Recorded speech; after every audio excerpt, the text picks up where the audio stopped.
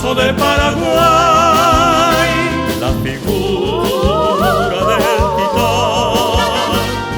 En el paraguayo suelo va proyectando su luz, defendiendo su solar. La guerra de naciones que la patria soportó, caballero a la vanguardia, en 100 formas él luchó.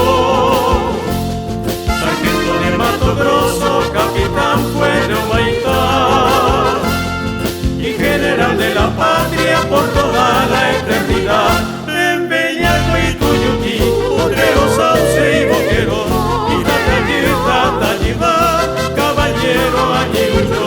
Acangata, Purupangú, Tororó y Taibate, y las lomas valentinas, caballero defender.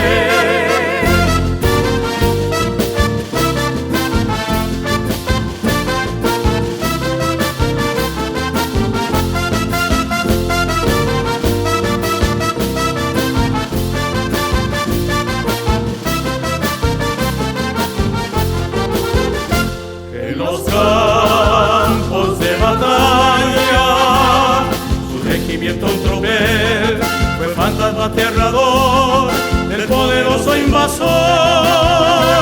Caballero y sus dragones, con montaje al enemigo, defendiendo al Paraguay, nuestra sagrada nación.